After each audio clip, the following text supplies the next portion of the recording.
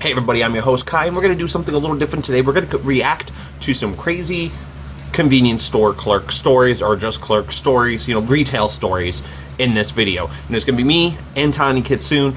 She's not into this introduction, but she will be in this video, so let's just jump right into the video.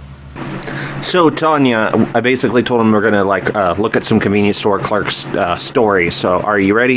Yeah, I'm definitely ready for this.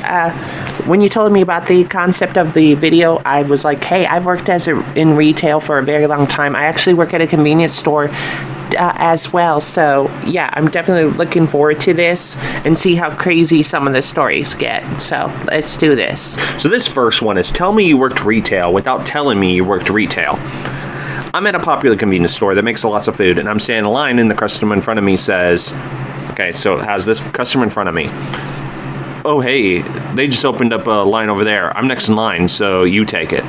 So I go over, and it quickly becomes obvious that the store manager was just helping out a customer with a $100 bill real quick when they finish. Me. Wait, are you actually open, or did you just come over here to take care of that one guy? I can go to the other line. It's not a big deal. Store manager. Have you ever worked retail? Me. Yes, actually. I knew that just from the fact that you asked. He rang me up, thanked me, and we were both on our way. So yeah, obviously from that, Oh, yeah, from the fact that, right from that question, you just did this so you could help them, right?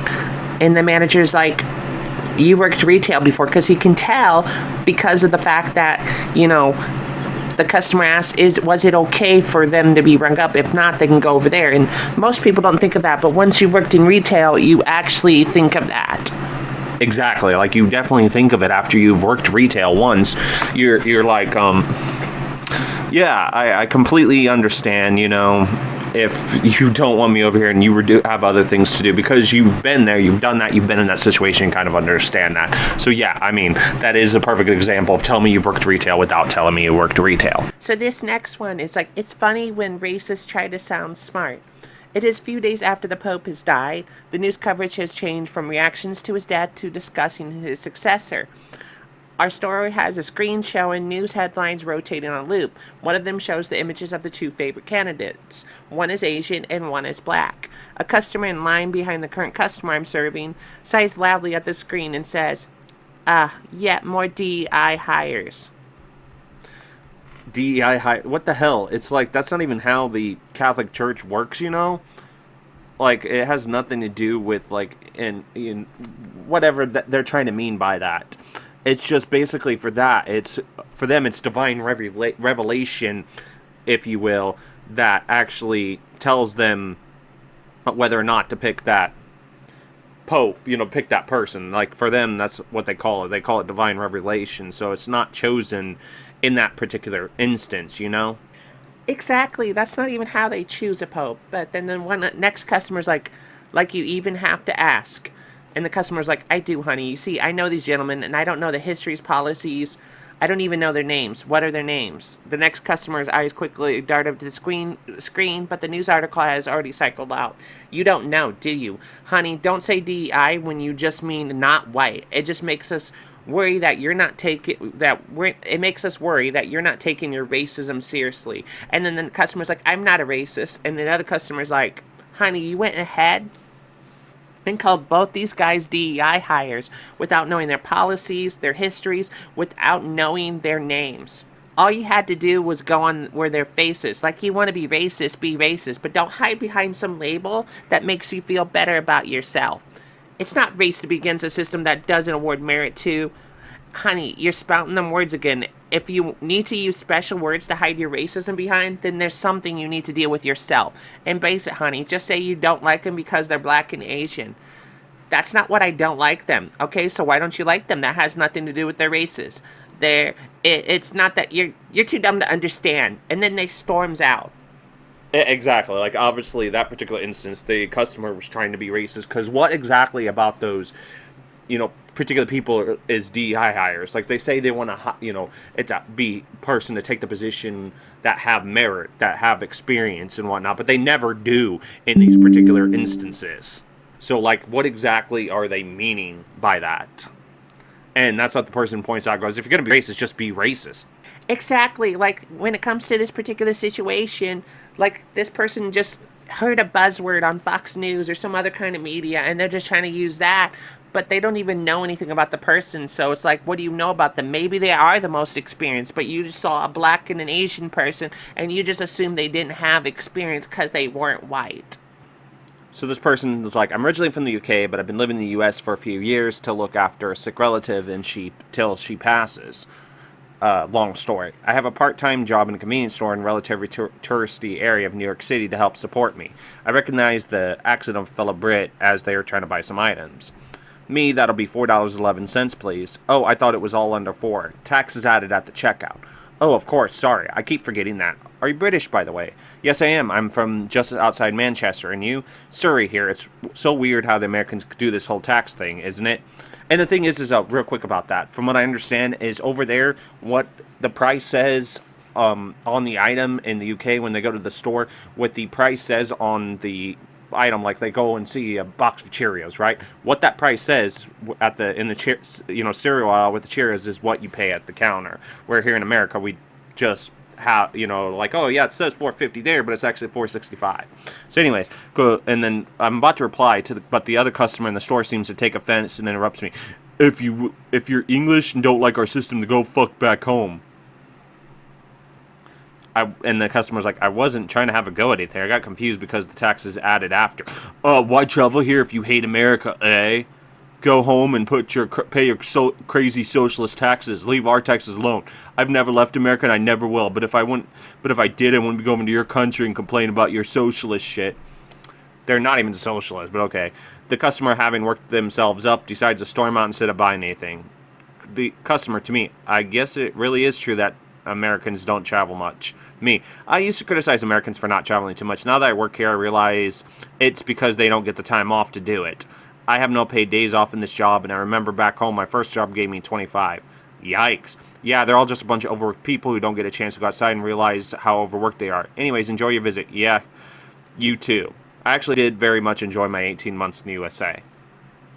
And, like, they always talk about the socialism, certain people, and they don't even realize socialism is. What they have in the UK is not even remotely socialist, honey. Like, it's not even remotely close to socialism at all. Like, it would be social democracy, which is not the same thing. It wouldn't be democratic socialism. It'd be pretty close to social democracy, and even in that case, it's still not social democracy. See, socialism, you completely do away with capitalism altogether, but they still have capitalism in the UK, where democratic socialism literally is the abolition of capitalism completely. But yeah, like, that person wasn't even having a go or taking a piss when it came to America. The person was just saying, I get confused because that's not how we do things over there. It was a culture shock thing. Some people, am I right? He didn't win the brain lottery either. 2 young customers, who I'll later learn are brother and sister, are checking out at the small corner shop where I work.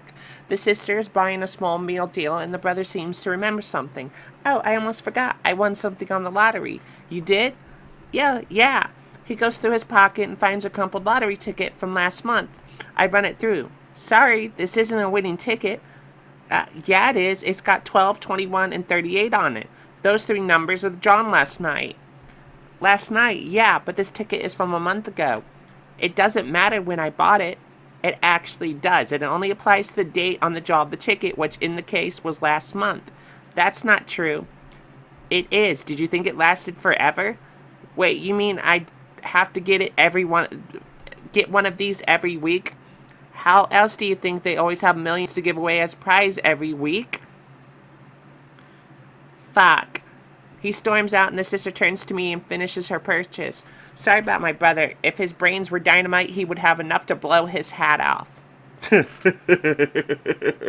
I like that last part that the sister said. But yeah, no, I mean, even though the story is in the UK, anywhere when it comes to the lottery, of any place that has a lottery, that ticket only applies on that day or perhaps that week. But the point is, you have to continue to buy another ticket as long as they, have it going on. Man, that's funny. But yeah, that he didn't win the brain lottery either, just like the title of that article. That part of the article says. Oh, definitely. He didn't win when it comes to the lotto or the lotto, genetic lotto, he didn't win when it came to brains at all. Like, not even remotely. They suddenly can't roll with it. That'll be $1.04, please. Customer gets out $100 bill. Me, do you have anything smaller? Customer, hey man, that's how the big boys roll. Deal with it.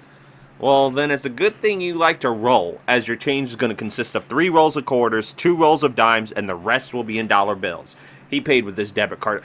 Oh my god, I really, really hate it when they treat you like a bank. Like when you got your check cashed or however you got the $100 bill, you should have asked for smaller bills. You know what I mean? Oh, I definitely know what you mean. It's like, we're not a bank. Why did you come in here with your $100 bill knowing it's not going to work? Like, I don't have that change, and I'm not going to have that change in my register because I could get in trouble if I have over a certain amount in my register from my boss, because in order to prevent theft, Oh yeah, no, I know what you mean. Like in order to prevent theft, they want your, register to be at a certain amount. That way if somebody comes and robs you, you don't have a whole lot in your register. So yeah, definitely. And I like how it's like if you want that $100 bill, broken, then I'll give you this change. You're just not gonna like it since you like to roll. I like that. I wish I would have thought of that before, as a convenience store clerk, Oh, I know exactly what you mean. I wish I would have thought of this as a comeback because that was perfect. It's like you said you roll. Now you're going to roll with some change. So I like that. These guys should quit while they can. I'm working in a 24/7 convenience store. It's 3 a.m. and I'm training a new guy on the night shift who will replace me after I leave for college. He's originally from South America, and while his accent is quite strong, his command of English is very eloquent and direct. He likes to read the English dictionary to learn new words every day. A bunch of guys came in, loud and rowdy from the bars that have closed on the main strip. Yo, store guy, where's your energy? I guess a specific flavor. Where's your flavor energy drink? I'm sorry, those aren't currently available in that flavor. What the fuck kind of accent is that? His friend. It's a slur accent effing Mexican stealing American jobs. It's an Ecuadorian accent. Ecuador? Sorry. It's an Ecuadorian accent. And according to my friend here, points to me, I'm the only one who applied. If you're a citizen of this country and want this job, I'll happily let you take it over right now. Are you being smart with us, boy? I'm conveying the appropriate level of smartness than this conversation warrants.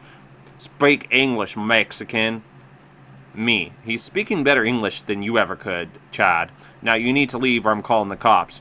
You don't have what we wanted anyway, effing Mexican. They both storm out while throwing more slurs our way. Our car worker walks to the window and writes down the license plate of the car they were driving. He catches me looking at him. I can smell the alcohol in the breath. Holds up the license plate. For the police whom I'm about to call. There's nothing more I can teach you. Oh my god, they were like being racist, and I hope that the cop came and arrested them. It's like, if you think you could do better than the guy, then you can apply. And I've told people that when they've gotten like, all uppity with me and start talking shit. I'm like, hey, if you want this job, you can have it. Just apply, go to the, online site, apply, and you can have this job if you think you can do it better than me. And it's not that they couldn't do better. They just wanted to be jerks. And it's like, it didn't even have your flavor anyways. It's like, so leave. And then the fact that they were drinking, it's like, you're about to get busted because you're drinking and driving. So obviously, that so-called Mexican, which wasn't even a Mexican, he was from Ecuador, that Ecuadorian person, at least they aren't drinking and driving, unlike you. Forever 221. This story takes place in 2017. Peck of marble reds, please. Can I see some ID? I don't have any on me. When were you born? 1999. What date? That took too long. Come back with ID. I meant 1899. You're 118 years old. No, that's just 10 years. Wait. Shit. And then the customer leaves. Yeah, that's just wow. Like, you couldn't even figure out a right date and you took too long. And one of the things we're told as a convenience store clerk is if they're taking too long to tell the birthday, they're obviously lying. And if they do it too quick, they're also lying. Like, you can tell when somebody's trying to deceive you, and there's telltale signs to tell if somebody's telling the truth. And most of the time, I just ID the person. I'm like, I need to see your ID. And yeah, they might get mad, but it's better to protect your ass than, you know, not asking for the ID and then you sold to a minor. It's just better just to say, you know what, show me ID. If they get mad, they can always go to another convenience store. When people say they sweat for their money, I'm in a line in the local market when the woman in front of me pulls out a $20 bill out of her bra. Ugh, I hate this. Like, when they pull it out of their bra, they pull it out of their pants. Like, people, I've seen plenty of guys, like, reach into their pants and pull it out where their crotch is, or pull it out of their shoes and socks. Like, no bra money, no booty money, no cock money, no pussy money, no grabbing money out of your socks. That's just nasty. Like, nobody wants to touch that. The woman working the counter stops, sighs, and pulls a box of gloves out from under the counter and slowly puts on a pair of plastic gloves. The clerk picks up the bill like it's covered in human waste and puts it in a plastic bag next to the register, then slowly pulls off the gloves, opens the till, and gives the woman her change. Customer, bitch, and walks out. I need to do this the next time somebody gives me crotch money, boob money, or sock money. That's just gross. People do not want to touch those parts of you. Yeah, they might be clean, but us cashiers, we do not know if it's clean. And we're not just going to take your word because some of you fuckers are nasty. And I just hate it when they give you wadded money out of their pocket, too. It's like, just stop. That's just, duh. Don't do that. Oh man, that was funny though that the clerk did that. Like acted like they were like working with the CDC, and it'd been funny if they had a hazmat suit. Foil and cider in rolls. Oh my. Customer, how much is this 10 foil roll? $1.50. How much just for a bit of it? $1.50, and I'll throw in the rest for free. I just need a bit of it. Pay for the whole thing or nothing at all. The customer holds out his 2 fingers. I just need this much. I'm not supporting your drug habit, you smackhead. The customer swore and ran out. The cashier catches my eye. He was in here yesterday asking how much just for 1 sheet of cigarette rolling paper. Crazy. He'll be back in tomorrow to ask if we sell the cider by the gulp. He's kind of on a cycle. 'Cause, if you don't know... Well, if you know, you know, because I'm not going to explain how the aluminum foil fits into this scenario because I don't want to be able to explain that to people and then, someone to get on a drug habit. Just trust me on this one, that the aluminum foil, they were using it for drugs. I don't think that was, like, the correct response for them to, say, we're not going to support your drug habit, smackhead, because maybe, he wasn't, but he probably was, but you just don't assume that about a customer because, they could sue you for defamation of character or something like that. But yeah, just pay for the whole roll. You're not going to get just one little part. You have to pay for the full thing. It's like going in there and be like, well, I only want this many hot dog buns because I'm only making 2 hot dogs. No, you have to pay for the full thing. That's just how it works. But it sounds like this person does it all the time, and that's where, like, we're not doing it. And, like, late at night at a convenience store, because I work at a 24-hour one, you get a lot of people that are on drugs that come in, Yeah, I do know. I also work at a 24-hour convenience store, 24 hours a day, 24 hours a day, 7 days a week. And, yeah, I know what you're talking about with the aluminum foil thing. And I've seen people come in and buy, like, light bulbs and salt, and you know what that's used for, right? Oh, yeah, I know exactly what it's used for, and I'm pretty sure a few people watching this video also know what it's used for. So, yeah, I get what you're saying. So, yeah, and they came in, and it's like, I look at the person, they look at me, and it's like, I know what you're using for, but I got to sell it to you if you have the cash. But at the same time, I'm like, I don't want to sell it because I know exactly what you're going to do with that. I know what the salt does into the light bulb and why you need the salt for that so you can, put your drug in there afterwards. But it's just, And a lot of times you can tell because they'll come in there and they'll be like, there's this one customer that comes in all the time at the convenience store I work at, and she'll just look around and she'll just start talking to herself because she's doped up out of her mind. And like some of these drug addicts that come into the convenience store, and I get they have an addiction issue, and I hope like they come clean and all that, but like when they come in there, and I do realize real quick, off a tangent, is I do realize, at least in the United States, that we need to focus more on rehabilitation instead of imprisonment, because all drug enforcement policy shows that we should focus on that and not so much the imprisonment. But it is sad to see when they come into the convenience store and they're like, you realize that they have an addictive nature. It's not just drugs, because there's this one where she comes in and she has a drug issue, and you can tell when she comes in, and then she's like pulling out her change, like spare change to pay for a lotto ticket as well. It's like, oh, you got a gambling problem too. And all the time, like, she'll ask somebody, hey, you got a few dollars? And it's like, don't ask them for a few dollars so you can buy your lottery ticket, Oh, I know exactly what you mean. And it's like, no, don't ask them to pay for your addiction. But yeah, it's just crazy. It definitely is crazy. But yeah, exactly, like we were saying. And just, it's just crazy, if you will.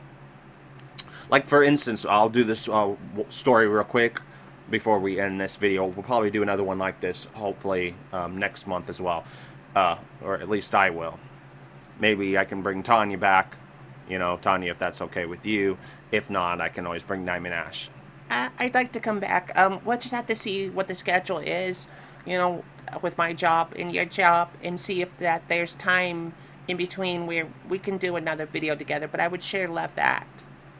Okay, that's cool. But anyways, I figured I'd throw a convenience story in here in this video real quick before, we end this video for this one. And I would love to turn this into a series, because this is actually pretty interesting. And maybe in each of these videos, I can tell a story, or you could tell the story in the next one. We'll just see. But there's one point, I was working really late at one point, and it was just me because the other person wasn't able to make it in, so I was working by myself. And I'm just at the counter, and this guy comes in, right? And he's like, hey, I'm looking for the Desitin. So I'm like, yeah, sure, the Desitin's, down that aisle right there. I pointed out to him, and so he goes down there, grabs the Desitin. I'm like, and then he comes up and he goes, oh, I get paid tomorrow. I don't have the money right now. I'll come back and pay you for it later. And before I can say anything, he's out the door. And I'm like, oh, what'd I do? I'm not going to call the cops, if you will, on the fact that he just sold Desitin. And that was it, because obviously if he was willing to steal it, obviously he really needed it and was that desperation. Like, he had some really bad issues going on with the baby, and he needed that Desitin. And my boss, later on agreed. She was like, yeah, we're not going to call the police about that. I mean, it is theft, but if he needed it that bad, let him be with it, Oh, I get exactly what you're saying. Like, yeah, there was no reason to call the police on that. Like, it just was no reason to. But anyways, thank you for having me in this video, Kai. Well, I mean, I guess it's our channel. It's mine, yours, and Diamond Ash's channel. So, I mean, obviously, I would love to be in more videos, if possible. And obviously, I'm pretty sure Diamond Ash would. But I can't speak for her, but I can speak for myself. And I would love to be in more future videos. And, like, maybe a few videos with, all three of us or just me. But, yeah, I would definitely like to do this series some more of us reacting to this stuff, and of course the LGBT content that we already do. And I wouldn't mind being in one of the Am I the Asshole videos. But anyways, thank you for having me in this video. No problem at all. And so that's all we have for this video. I'd like to thank Tonya Kitsune for being in the video, and hopefully she'll be able to be in more reaction videos here on this channel, Crazy Like a Fox Studios. Tell us in the comment section down below if you have any crazy clerk or retail stories that you would like us to react to in our next video when we do another one like this, because I'd like to do a series of videos of this. Of course, we're going to continue to do the LGBTQ content, and of course the Am I the Asshole content. But we might do a series of videos if we can get enough clerk and retail stories to tell in this thing. I'll leave the email for this YouTube channel down in the description bar, just in case you want to email some of the stories. So that'll be in the description bar down below. Anyways, thank you for watching. I've been your host, Kai, and Tonya Kitsune has also been your host. Until next time, peace out. I would like to begin with a poem in old-fashioned meter. Be good to us, and we'll be good to you. Be good to us, and we'll be good to you.